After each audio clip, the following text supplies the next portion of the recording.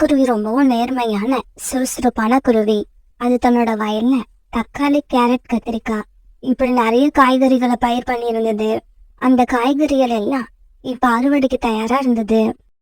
சோனா குருவி வீட்டுக்கும் பக்கத்துல காலுக்காகத்தோட குடும்பம் வாழ்ந்து வந்தது.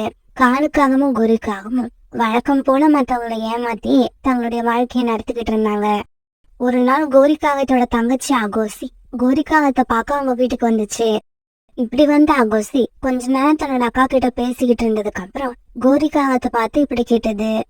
அக்கா, வந்ததுல இருந்து பேசிக்கிட்டே இருக்க, சாப்பிட்டியான்னு ஒரு வார்த்தை கேட்டியா? இல்லடி, உன்னை பார்த்த சந்தோஷத்துல அதையே மறந்துட்டேன். சரி, இப்ப சொல்லு, என்ன சாப்பிடுற? அக்கா, எனக்கு இட்லியும் தக்காளி சட்னியும் செஞ்சு கொடு. என்னது, தக்காளி சட்னியா? தக்காளி விக்கிற விலையில இப்ப என்னால தக்காளி சட்னி அரைக்க முடியாது. வேணும்னா ஒண்ணு பண்ணு, பக்கத்துல இருக்க சோனா குருவியோட வயல்ல தக்காளி பயிர் பண்ணிருக்கு. நீ அங்க போய் யாரும் இல்லாத சமயமா பார்த்து ஒரு 4 தக்காளிய பறிச்சுக்கிட்டு வந்துரு. மீதிய நான் பாத்துக்கிறேன். இவ்வளவுதானா? நீ மீதி எல்லாத்தையும் ரெடி பண்ணு, நான் தக்காளியோட வரேன். இப்படி சொன்ன அகோசி உடனே சோனா குருவி வயலை நோக்கி பறந்து போச்சு. அடடா, தக்காளி எல்லாம் நல்லா பழுத்து பாக்குறதுக்கு ஜோரா இருக்கு. இப்படி நினைச்ச அகோசி ஒரு செடியில இருந்த எல்லா தக்காளியையும் பறிக்க ஆரம்பிச்சது. இப்படி பறிச்ச தக்காளியில பழுத்த தக்காளிகளை மட்டும் தனியா எடுத்துக்கிட்டு காய் தக்காளிகளை அங்கேயே போட்டுடுச்சு. பழுத்த தக்காளியை எடுத்துக்கிட்டு அகோசி கேம்ப் போற நேரத்துல சோனா குருவி அங்க வந்துச்சு. காகமே நில்லு, யாரை கேட்டுட்டு நீ இந்த தக்காளியை எல்லாம் பறிச்ச? நான் யாரையும் கேட்கணும்னு அவசியம் இல்ல. எங்க அக்கா இந்த வயல்ல இருந்து தக்காளிய பறிச்சுக்கிட்டு வர சொன்னாங்க. எங்க அக்கா பேரு என்ன தெரியுமா? கோரி. இங்க பாரு, உங்க அக்கா பேரு என்னவா வேணாலும் இருந்துட்டு போகட்டும். பழுக்காத தக்காளியை எதுக்கு இப்படி பறிச்சு வீணாக்குன? நல்லா பழுத்த தக்காளியில சட்னி அரைச்சாதான் சட்னி நல்லா இருக்கும். எனக்கு அந்த காய்கள் தேவையில்லை, அதனாலதான் கீழே போட்டுட்டேன். இங்க பாரு, உன்னை பார்த்தாலே எனக்கு எரிச்சலா இருக்கு. மரியாதையா இந்த இடத்த விட்டு ஓடிடு. அது எப்படி நான் மட்டும் ஓட முடியும்? தக்காளியை எடுத்துக்கிட்டு தான் ஓடுவேன். இங்க பாரு, இந்த வயல் என்னோடது. இதுல இருந்து நீ தக்காளி பழத்தை பறிச்சதே தப்பு. அதுலயும் காய் தக்காளிய பறிச்சு வீணாக்குனது பெரிய தப்பு. ஆமா, நீ என்ன ரொம்ப ஓவரா பேசிக்கிட்டே போற? எங்க அக்கா பேரை சொல்லி உனக்கு எந்த பயமும் இல்லையா? உங்க அக்கா பேரை சொன்னாலும் நான் பயப்பட மாட்டேன். உங்க தாத்தா பேரை சொன்னாலும் நான் பயப்பட மாட்டேன். போ இங்கிருந்து. என்ன இப்படி சொல்லிட்டல்ல, இப்பவே போய் எங்க அக்கா கிட்ட எல்லாத்தையும் சொல்றேன். சொல்லு சொல்லு, உங்க அக்கா கிட்ட மட்டும் இல்ல, யாருகிட்ட வேணாலும் சொல்லு. சோனா குருவி இப்படி சொன்னதும் கோரிக்காகத்தோட தங்கச்சி அகோசி கோபத்தோட அந்த இடத்த விட்டு பறந்து போச்சு. அக்கா அக்கா, நான் அந்த சோனா குருவி வயல்ல போய் தக்காளி பறிச்சனா, அதுக்காக அந்த குருவி என்ன கண்ணா பின்னான்னு திட்டி அந்த இடத்த விட்டு விரட்டிடுச்சு. அந்த நோஞ்சாங்குருவிக்கு என் தங்கச்சியை திட்டுற அளவுக்கு அவ்வளவு திமிர் வந்துருச்சா? அம்மா அம்மா, 2 நாளைக்கு முன்னாடி நான் கூட சோனா ஆண்டி வயல்ல போய் தக்காளி பறிச்சேன். அதுக்காக என்னையும் கண்ணா பின்னான்னு திட்டி அடிக்க வந்தாங்க. உடனே எனக்கு வந்த கோவத்துல 2 தக்காளி செடியை நாசம் பண்ணிட்டு அங்கிருந்து வேகமா பறந்து வந்துட்டேன். என்னையா திட்டுற? நான் எங்க அக்கா கிட்ட சொல்றேன்னு நான் சொன்னதுக்கு உங்க அக்கா கிட்ட வேணாலும் போய் சொல்லு, இல்ல உங்க தாத்தா கிட்ட வேணாலும் போய் சொல்லுன்னு அந்த குருவி சொல்லுது. இப்பவே போறேன், இப்பவே போய் அந்த குருவி என்னன்னு கேட்டுட்டு வரேன். இப்படி சொன்ன ஒரு காகம் அங்க இருந்து வேகமா பறந்து போச்சு. சோனா, எனக்கு ஒரு 10 தக்காளி வேணும். நல்ல பழுத்த பழமா பார்த்து பறிச்சு கொடு. ஊர்ல இருந்து என் மனைவியோட சொந்தக்காரங்க வந்திருக்காங்க. புறா இப்படி சொல்லிட்டு இருக்கும்போது கோரிக்காகமும் அங்க வந்துருச்சு. சோனா, உனக்கு எவ்வளவு திமிரு இருந்தா என் தங்கச்சியை திட்டி விரட்டி விட்டுருப்ப. கோரியக்கா, உங்க தங்கச்சி என்னோட வயல்ல வந்து தக்காளி காய்களை எல்லாம் பறிச்சு கீழே போட்டு வீணாக்கிட்டா. அதனாலதான் அவளை திட்டி அனுப்பினேன். கோரி, நீ மட்டும்தான் இப்படி அடுத்தவங்களுக்கு தொந்தரவு கொடுப்பன்னு நினைச்ச. உன் தங்கச்சியும் இப்படிதானா? உங்க அம்மா உங்க குடும்பத்துல யாரையுமே ஒழுங்கா வளர்க்கலையா? சோனா, நீ இனிமே எங்க வீட்டு பக்கம் பறந்து வந்துடாத. அப்படி வந்தன்னா உன்னை நான் சும்மா விட மாட்டேன். உங்க வீட்டு பக்கம் பறந்து வரணும்னு எனக்கு ஒன்றும் தளபதி கிடையாது. போங்க போங்க, உங்க தங்கச்சி மாதிரியே நீங்களும் முட்டாள்தனமா தான் இருக்கீங்க. சோனா குருவி கிட்ட இப்படி அவமானப்பட்ட கோரிக்காகம் அங்கிருந்து கோவமா காலுக்காகத்தை பார்க்க பறந்து போச்சு. கோரிக்காகம் இப்படி பறந்து போனப்ப காலுக்காக ஒரு நதிக்கரை ஓரத்துல உட்கார்ந்து இருந்தது.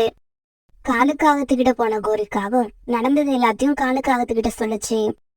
என் தங்கச்சி அவமானப்படுத்துறது மட்டும் இல்லங்க, நியாயத்தை கேட்க போன என்னையும் வாய்க்கு வந்தபடி திட்டி அவமானப்படுத்திருச்சு இந்த சோனா குருவி. காலுஜி, நம்ம குடும்பத்தோட மரியாதைக்கு ஏற்பட்ட களங்கத்தை துடைக்க போறீங்களா இல்லையா? கோரி, கவலைப்படாத. இதுக்கப்புறம் சோனா குருவியோட வயலும் இருக்காது, அது மனசுல இவ்வளவு திமிரும் இருக்காது. சோனா குருவி தன்னோட வயலை பார்த்து பார்த்து கண்ணீர் விட்டு அழணும். அந்த மாதிரி ஒரு காரியத்தை செய்யறேன் பாரு. இப்படி சொன்ன காலுக்காக உடனே காட்டுக்குள்ள போய் பூச்சி பிடிச்ச தாவரங்கள்ல இருந்த புழுவை எல்லாம் ஒரு டப்பால சேகரிக்க ஆரம்பிச்சது. அன்னைக்கு சாயங்காலம் ஆச்சு. அன்னைக்கு மார்க்கெட்ல விற்க வேண்டிய காய்கறி எல்லாம் சோனா குருவி பறிச்சு எடுத்துக்கிட்டு மார்க்கெட்டுக்கு போக தயாராச்சு. இன்னைக்கு இவ்வளவு காய்கறிகள் போதும், மீதி இருக்கிறத நாளைக்கு பறிச்சுக்கலாம் இப்படி நினைச்ச சோனா குருவி பிறகு அந்த காய்கறி தன்னோட தள்ளு வண்டியில ஏத்திக்கிட்டு மார்க்கெட்டை நோக்கி போச்சு. சோனா குருவி மார்க்கெட்டுக்கு போனதுக்கு அப்புறம் சோனா குருவியோட வயலுக்கு வந்த காலுக்காக டப்பால சேகரிச்சு வச்சிருந்த புழுவை எல்லாம் சோனா குருவியோட வயல்ல கொண்டு வந்து விட்டுடுச்சு. காலுக்காகத்தோட குடும்பத்துல தகராறு வச்சுக்கிட்டா என்ன நடக்கும்னு சோனா குருவிக்கு இன்னைக்குதான் தெரிய போகுது. காலுஜி, போன விஷயம் என்னாச்சு? நல்லபடியா முடிஞ்சிருச்சா? மாமா, அந்த சோனா குருவி கண்ணீர் விட்டு கதறி அழணும். அத நான் பார்க்கணும். அப்பதான் என் மனசுல உள்ள ஆத்திரம் அடங்கும். அப்படியா? அப்படின்னா நாளைக்கு காலையில சோனா குருவியோட வயலுக்கு போய் பாருங்க. தன்னோட வயல் இருக்கிற நிலைமைய பார்த்துட்டு சோனா குருவி கண்டிப்பா கண்ணீர் விட்டு கதறி அழும். மறுநாள் பொழுது விடிஞ்சிச்சு. மறுநாள் காலையில தன்னோட வயலுக்கு வந்த சோனா குருவி வயல் இருந்த நிலைமைய பார்த்துட்டு கண்ணீர் விட்டு அழுதுது. இந்த புழுக்கள் எல்லாம் எங்க இருந்து வந்ததுன்னே தெரியல. என்னோட காய்கறி செடியெல்லாம் ஒரே ராத்திரியில பாழாக்கிடுச்சு. என்னோட 3 மாசம் உழைப்பு அப்படியே வீணா போயிடுச்சு. இந்த தடவை விளைச்சல் நல்லா இருந்ததால காய்கறிகளை எல்லாம் வித்து கிடைக்க போற பணத்துல சொந்தமா ஒரு நல்ல வீடு கட்டணும்னு நினைச்சேன். என் கனவெல்லாம் கலைஞ்சு போச்சு. சோனா குருவி இப்படி அழுவதையெல்லாம் கோரிக்காகவும் அது தங்கச்சியும் கொஞ்சம் தூரம் தள்ளி இருந்த ஒரு மரத்துல உட்கார்ந்து சந்தோஷமா பார்த்து சிரிச்சுக்கிட்டே இருந்தாங்க. அகோசி, உன்னையும் என்னையும் திட்டின அந்த சோனா குருவி எப்படி அழுதுகிட்டு இருக்குன்னு பாரு. இந்த குருவி மட்டும் இல்ல, என்னோட கோரி அக்கா கிட்ட யாரு பிரச்சனை பண்ணனாலும் அவங்க இப்படிதான் அழுதாகணும். திடீர்னு வந்த சிரிப்பு சத்தத்தை கேட்டு சோனா குருவி சத்தம் வந்த திசைய பார்க்க அங்க கோரிக்காகவும் அது தங்கச்சியும் உட்கார்ந்து சிரிச்சுட்டு பார்த்துருச்சு. அப்படின்னா என்னோட வயல் இந்த நிலைமைக்கு ஆகுறதுக்கு காரணம் இந்த காகங்கள் தான் போல இருக்கு. இந்த காகங்கள் நான் எப்பவும் கஷ்டப்படணும்னு நினைக்கிறாங்க. இதுக்கு ரொம்ப நேரம் கழிச்சு சோனா குருவியோட வயல் பக்கமா ரீட்டா கிளி பறந்து வந்தது. சோனா, என்னாச்சு? ஏன் இப்படி அழுதுகிட்டு இருக்க? இப்படி கேட்டா ரீட்டா கிளி கிட்ட சோனா குருவி நடந்தது எல்லாத்தையும் சொல்லி கண்ணீர் விட்டு அழுதுச்சு. ரீட்டா, என்னோட வயல்ல உள்ள எல்லா காய்கறியும் வீணா போயிடுச்சு. நான் நினைச்சது ஒண்ணு, ஆனா இப்ப நடந்துகிட்டு இருக்கிறது ஒண்ணு. சோனா, அழாத. நீ இப்படி அழுவுறதால எதுவும் ஆக போறது இல்ல. என்னோட கொய்யா மரத்துல இருந்த கொய்யா பழங்கள்ல ஒரு தடவை இப்படிதான் நிறைய புழுக்கள் இருந்தது. நான் உடனே அந்த பழங்கள் மேல பூச்சிக்கொல்லி மருந்து தெளிச்சேன். அதுல இருந்து எல்லா புழுக்களும் செத்து போயிடுச்சு. இங்க பாரு, என்கிட்ட அந்த பூச்சிக்கொல்லி மருந்து இன்னும் கொஞ்சம் இருக்கு. அத நான் கொண்டு வந்து கொடுக்கறேன். அத உன்னோட காய்கறி செடிகள் மேல தெளிச்சு வை. இதை கேட்ட சோனா குருவி உடனே சந்தோஷமாயிடுச்சு. பிறகு தன்னோட வீட்டுக்கு போன ரீட்டா கிளி அந்த பூச்சி மருந்து பாட்டில் எடுத்துட்டு வந்து சோனா குருவி கிட்ட கொடுக்க சோனா குருவி அந்த பூச்சி மருந்தை தன்னோட வயல் பூரா தெரிச்சது. இங்க பாரு சோனா, இன்னும் 2 நாளைக்கு எந்த காய்கறியும் பறிச்சு நீ உபயோகப்படுத்தாத. 2 நாளைக்கு அப்புறம் எல்லாம் சரியாயிடும். ரீட்டா, என்னோட காய்கறி செடிகள்ல உள்ள எல்லா புழுக்களும் இறந்து போயிடுமா? 2 நாள் கழிச்சு பாரு, உன்னோட வயல் பழையபடி வந்துரும். கோரி, பாத்தியா? நான் சொன்னபடியே சோனா குருவிய கதறி கதறி அழ வச்சிட்டேன். அகோசி, உங்க மாமா இப்படி இருக்கிறதாலதான் உங்க மாமாவை பார்த்து இந்த காட்டுல உள்ள எல்லா பறவைகளும் ரொம்ப பயப்படுவாங்க. என்னோட மாமான்னா சும்மாவா, சொன்னதை சொன்னபடி நடத்தி காட்டிட்டாரு. இதே சமயம் தன் நண்பர்கள் கூட விளையாடுறதுக்காக ஜக்கு வீட்டை விட்டு பறந்து போனான். இப்படி போன ஜக்கு சோனா குருவியோட வயல்ல உள்ள தக்காளிய பார்த்துட்டு அங்க போய் உட்கார்ந்தான். சோனா குருவி அந்த சமயத்துல பூச்சி மருந்து தெளிச்சுட்டு தன்னோட வீட்டுக்கு போயிருந்தது. இந்த வயல்ல இப்ப யாரும் இல்ல, நமக்கும் ரொம்ப பசிக்குது. நாம 2 தக்காளிய சாப்பிட்டுட்டு 4 செடிய நாசம் பண்ணிட்டு அதுக்கப்புறம் விளையாட போகலாம். இப்படி நினைச்ச ஜக்கு பூச்சி மருந்து தெளிக்கப்பட தக்காளிய பறிச்சு அவசர அவசரமா சாப்பிட ஆரம்பிச்சான். இப்படி சாப்பிட ஆரம்பிச்ச ஜக்கு பிறகு அப்படியே மயங்கி விழுந்துட்டான். இப்படி மயங்கி விழுந்த ஜக்கு அங்கேயே தன்னோட உயிரை விட்டுட்டான். ஜக்கு இப்படி இறந்து கிடக்குற விஷயம் காங்களுக்கும் தெரிய வந்துச்சு. உடனே காணுக்காகவும் கோரிக்காகவும் அந்த இடத்துக்கு ஓடி வந்தாங்க. பாவம் ஜக்கு, சோனா குருவி தன்னோட காய்கறி செடிகள்ல புழு அதிகமா இருக்கிறதால இன்னைக்குதான் பூச்சி மருந்து அடிச்சுது. அது தெரியாத ஜக்கு அந்த பழத்தை சாப்பிட்டுட்டு இப்படி அநியாயமா உயிரை விட்டுட்டான். காலுஜி, எப்படியாவது என்னோட ஜக்கு உயிரோட கொண்டு வாங்க. கோரி, பெத்தவங்க செஞ்ச தப்பு பிள்ளைகளை பாதிக்கும்னு சொல்லுவாங்க. அது நம்ம விஷயத்துல 100க்கு 100 சரியா நடந்துருச்சு. நாம சோனா குருவியோட வயல்ல புழுவை கொண்டு வந்து விடலன்னா சோனா குருவி தன்னோட வயலுக்கு பூச்சி மருந்து அடிச்சே இருக்காது. நம்ம பையனோட உயிரும் போயிருக்காது. ஹலோ ஃப்ரெண்ட்ஸ், நாம என்ன நினைக்கிறோமோ அதுதான் நமக்கும் நடக்கும். அதனாலதான் பெரியவங்க சொல்லுவாங்க, யாருக்கும் கெட்டது நினைக்கவே கூடாது, எல்லாருக்கும் நல்லது நினைச்சா நமக்கு நடக்கிறதும் நல்லதாவே நடக்கும். அப்படி இல்லாம மத்தவங்களை அழிக்க நினைக்கிறவங்க இந்த காகங்கள் மாதிரி தான் கடைசியா அழுதுகிட்டு இருப்பாங்க. சோனா குருவியோட குடும்பமும் காலுக்காகத்தோட குடும்பமும் தங்களுடைய காட்டை விட்டு வேற ஒரு புது காட்டை தேடி பறந்து போய்கிட்டு இருந்தாங்க. இப்படி இவங்க ரொம்ப தூரம் பறந்து வந்ததுக்கு அப்புறம் இவங்க எதிர்பார்த்தபடி ஒரு பசுமையான காட்டுக்கு வந்து சேர்ந்தாங்க. பிறகு அங்க உள்ள ஒரு மரத்துல உட்காந்து இப்படி பேச ஆரம்பிச்சாங்க. இங்க பாருங்க, இந்த காடு ரொம்பவும் பசுமையா இருக்கு. அதனால நம்ம இந்த இடத்துல நமக்கான கூட்டை கட்டி வாழ ஆரம்பிக்கலாம். ஆமா ஆமா, இந்த காடு எனக்கு கூட ரொம்ப பிடிச்சிருக்கு. காலுஜி, நாமளும் இங்கேயே நமக்கான கூட்டை கட்டிக்கலாம். நீங்க 2 பேரும் சொன்னதுக்கு அப்புறமும் நாங்க என்ன வேண்டாம்னா சொல்ல போறோம்? உங்க விருப்பப்படி நாம இந்த காட்டிலேயே வாழ ஆரம்பிப்போம்.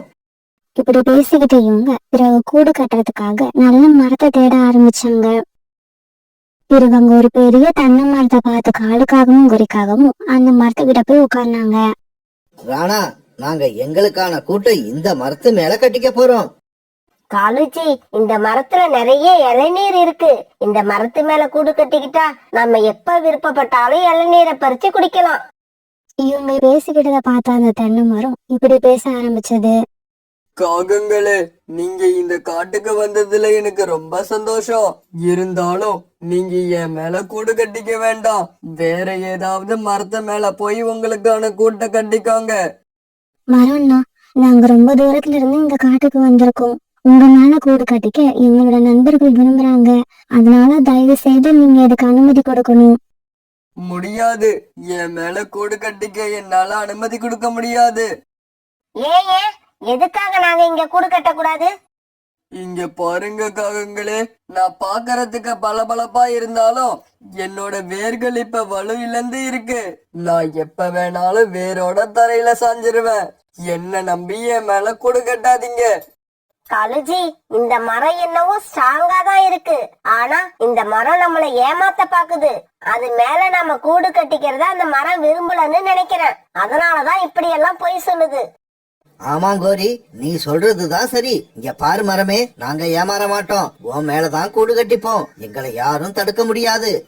காலண்ணா, பொய் சொல்லி நம்மள ஏமாத்த வேண்டிய அவசியம் இந்த மரத்துக்கு கிடையாது. இந்த மரம் இப்படி சொல்லுச்சுன்னா கண்டிப்பா அதுல ஏதோ உண்மை இருக்கு. அதனால நீங்க வேற மரத்தை பார்த்து கூடு கட்டிக்கிங்க. இங்க பாரு சோனா, நீங்க போய் வேற எங்கேயாவது கூடு கட்டிக்கிங்க. அத நாங்க தடுக்க மாட்டோம். ஆனா நாங்க எங்களோட கூட்டை இந்த மரத்து மேல கட்டிக்கிறதா முடிவு பண்ணிட்டோம். எங்க முடிவை நாங்க மாத்திக்க போறதில்ல. அப்படி சொல்லுங்க காலுஜி. இங்க பாரு சோனா, இந்த மரத்து பேச்சை கேட்டு நீங்க ஏமாறலாம். ஆனா நாங்க ஏமாற மாட்டோம். காங்கள் இப்படி சொன்ன உடனே ராணா குருவியும் சோனா குருவியும் தங்களுடைய மூட்டையை தூக்கிட்டு வேற ஒரு மரத்தை தேடி போக ஆரம்பிச்சாங்க.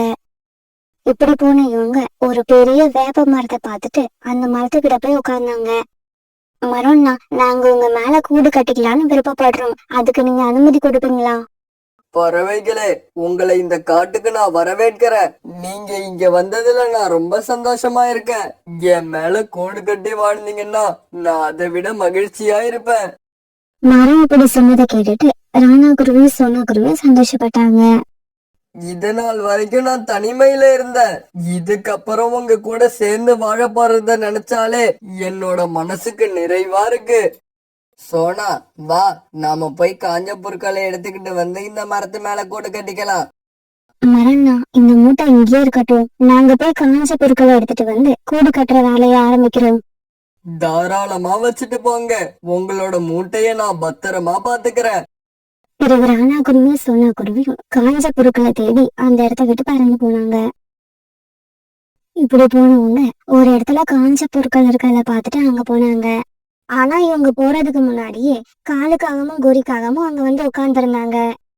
ராணா, காஞ்ச பொருட்களை எடுத்துக்கிட்டு போறதுக்காக நாங்க இங்க வந்தோம். நீங்களும் அதுக்காக தான் வந்தீங்களா? ஆமாங் காலு, நாங்களும் அதுக்காக தான் வந்தோம். இந்த இடத்துல நிறைய காஞ்ச பொருட்கள் இருக்கு. அது மட்டும் இல்ல, நாம கூடு கட்டுற இடத்துக்கும் பக்கத்திலேயே இருக்கு. அதனால நமக்கு எப்ப தேவைப்பட்டாலும் நாம இங்க இருந்து பொருட்களை எடுத்துக்கிட்டு போகலாம். ராணாஜி, சீக்கிரமா நாம பொருட்களை எடுத்துக்கிட்டு போயாகணும். அப்பதான் இன்னைக்கு சாயங்காலத்துக்குள்ள நம்மளால கூடு கட்டி முடிக்க முடியும். இவங்க இப்படி பேசிக்கிட்டு இருக்கிறதையெல்லாம் கேட்ட பக்கத்துல இருந்த ஒரு மரம் பிறகு இப்படி பேச ஆரம்பிச்சது. பறவைகளே, நீங்க கூடு கட்டுறதுக்காக இந்த பொருட்களை எடுத்துக்கிட்டு போகாதீங்க. இங்க இருந்து கொஞ்ச தூரம் போனீங்கன்னா நதிக்கரை ஓரத்துல நிறைய காஞ்ச பொருட்கள் இருக்கு. அதை எடுத்துக்கிட்டு போய் கூடு கட்டுங்க. ஆமா, நீங்க எல்லாம் எங்களை பத்தி என்னதான் நினைச்சுக்கிட்டு இருக்கீங்க? அந்த மரம் என்னடான்னா என் மேல கூடு கட்டாதன்னு சொல்லுது. நீ என்னடான்னா இந்த புல்லை எடுத்துக்கிட்டு போகாதீங்கன்னு சொல்ற. காலண்ணா, கோவப்படாதுங்க. இந்த மரம் ரொம்ப நாளா இந்த இடத்துல இருக்கு. அதனால இந்த பொருட்களை பத்தி அந்த மரத்துக்கு நல்லா தெரிஞ்சிருக்கும். சோனா, நாங்க ரொம்ப தூரம் பறந்து போக மாட்டோம்.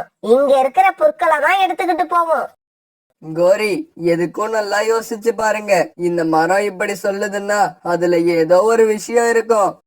ராணா, நீங்க வேணும்னா தூரமா பறந்து போய் அங்க உள்ள பொருட்களை எடுத்துக்கிட்டு வந்து கூடு கட்டுங்க. நாங்க இங்க உள்ள பொருட்களை தான் எடுத்துக்கிட்டு போவோம். கோரி இப்படி கோவமா சொன்ன உடனே ராணா குருவி சோனா குருவியும் அங்க இருந்து நதிக்கரையை தேடி பறந்து போனாங்க. ஆனா காலுக்காகவும் கோரிக்காகவும் அந்த மரம் சொன்னதை கேட்காம அந்த இடத்துல விளைஞ்சிருந்த பொருட்களை எடுத்துக்கிட்டு தென்னை மரத்தை நோக்கி பறந்து போனாங்க. நதிக்கு பறந்து போன ராணா குருவி சோனா குருவியும் அங்க அந்த மரம் சொன்ன மாதிரி நிறைய பொருட்கள் விளைஞ்சிருக்கத பார்த்தாங்க. பிறகு அந்த பொருட்களை எடுத்துக்கிட்டு போய் அவங்களுக்கான கூட்டை கட்ட ஆரம்பிச்சாங்க. இப்படி கூடு கட்ட ஆரம்பிச்ச இவங்க சீக்கிரமாவே 2 அழகான கூடுகளை தயார் பண்ணிட்டாங்க. ராணாஜி, எதுக்காக 2 கூடு கட்டணும்னு சொன்னீங்க? சோனா, நீ மாசமா இருக்கிறத மறந்துட்டியா? இதுல ஒரு கூட்டுல நான் இருப்பேன், இன்னும் ஒரு கூட்டுல நீயும் நம்ம குழந்தைங்களும் இருப்பீங்க. இதே சமயத்துல காங்களும் அவங்களுக்காக 2 கூட்டை கட்டி முடிச்சிருந்தாங்க. காலுஜி, கூடு ரொம்ப அழகா வந்திருக்கு. இதுல இப்பவே படுத்து பார்க்கணும் போல இருக்கு. கோரி, அவசரப்படாத. எனக்கு வயிறு ரொம்ப பசிக்குது. வா, நாம போய் ஏதாவது தானியங்களை தேடி சாப்பிட்டுட்டு வந்து அதுக்கப்புறம் தூங்கலாம். இப்படி பேசிக்கிட்ட காங்கள் 2 பேரும் பிறகு தானியங்களை தேடி பறந்து போனாங்க. ராணா குருவியும் சோனா குருவியும் அவங்க கட்டின கூட்டுல படுத்து தூங்க ஆரம்பிச்சாங்க. பிறகு ராத்திரி ஆச்சு. இப்படி திரும்பி வந்த காங்கள் ரொம்பவும் களைப்பா இருந்தாங்க. அதனால தூங்குறதுக்காக அவங்க புதுசா கட்டின கூட்டுல சந்தோஷமா படுத்தாங்க. ஐயோ அம்மா குத்துதே, ஐயோ அம்மா குத்துது. ஐயோ அம்மா, வலி தாங்கலையே, இந்த கூட்டுல என்னவோ இருக்குது. இப்படி கத்தின காங்கள் உடனே கூட்டுல இருந்து தாவி வெளியில குதிச்சாங்க. காலுஜி, இந்த கூட்டுல படுத்தா என்னவோ குத்துது. என்னோட ரெக்கையெல்லாம் ரத்தம் வந்துடுச்சு. இந்த கூட்டுல அப்படி என்னதான் இருக்கு? இந்த பொருட்களை எடுத்துக்கிட்டு வந்து வீடு கட்ட வேண்டாம்னு அந்த மரம் சொன்னதுல உண்மை இருக்கு. ஆமா, இந்த பொருட்கள்ல தான் நிறைய முள்ளு இருக்கு. அந்த முள்ளு குத்தி தான் உன்னோட ரெக்கையிலயும் என்னோட ரெக்கையிலயும் ரத்தம் வந்திருக்கு. அப்படியா? அப்ப அந்த மரம் சொன்னது உண்மைதான். இந்த தென்னை மரம் சொன்னது உண்மையாதான் இருக்குமோ?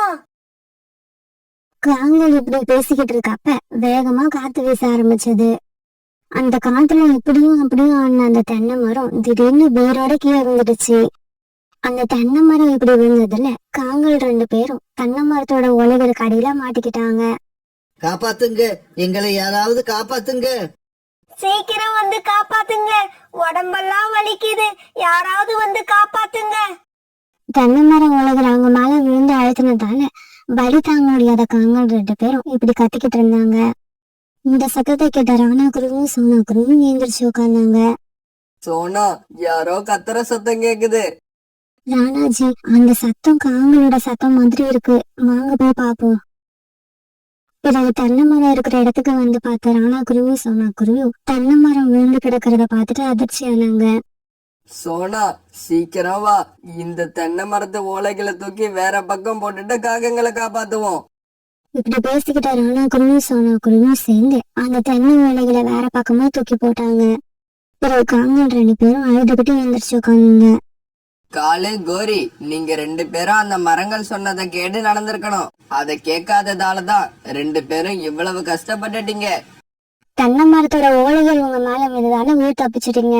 ஒரு நிமிஷம் நினைச்சு பாருங்க, தென்னை மரமே உங்க மேல விழுந்திருந்தா என்ன ஆயிருக்கும்? அப்படி நடந்திருந்தா நீங்க இப்ப உயிரோடயே இருக்க முடியாது. ராணா, சோனா, நாங்க நடந்துகிட்ட விதத்தை நினைச்சா எங்களுக்கே வெக்கமா இருக்கு. இதுக்கப்புறம் நாங்க 2 பேரும் எந்த வேலையையும் சோம்பேறித்தனமா செய்ய மாட்டோம். ஆமா, நிதானமாதான் எந்த செயலையும் செய்வோம். அப்புறம் மத்தவங்க சொல்ற விஷயத்த காது கொடுத்து கேட்போம். எங்க இஷ்டத்துக்கு நடந்துக்க மாட்டோம். இப்படி சொல்லிட்டு கண்ணீர் விட்டு அழுத 2 காங்களையும் ராணா குருவியும் சோனா குருவியும் தங்களோட கூட இருக்கிற மரத்துக்கு அழைச்சிட்டு போனாங்க. பிறகு காலுக்காகவும் குறிக்காகவும் ராணா குருவியும் சோனா குருவியும் கட்டின கூட்டுல படுத்து தூங்க ஆரம்பிச்சாங்க.